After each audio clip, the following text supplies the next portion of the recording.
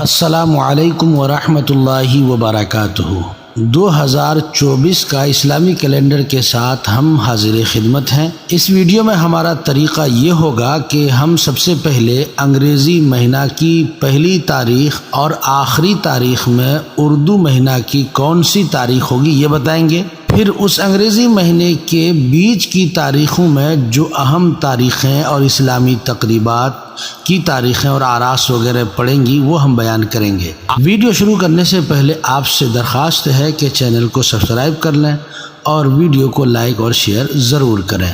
تو چلتے ہیں ہم ویڈیو 2024 مارچ 2024 کی پہلی تاریخ کو 19 شعبان ہوگا، جمعہ کا دن۔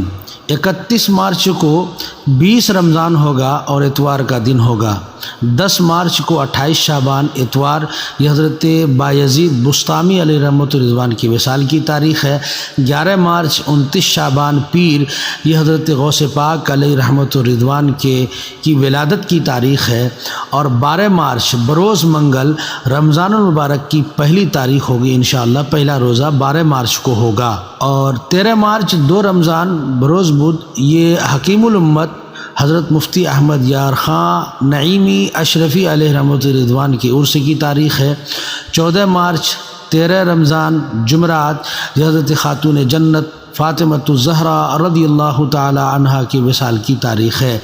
20 مارچ 9 رمضان بدھ، یہ بانی سلسلہ رشیدیہ حضرت محمد رشید دیوان جی علیہ رحمۃ الرضوان کی عرس کی تاریخ ہے۔ مناظر رشیدیہ انہی کی تصنیف ہے۔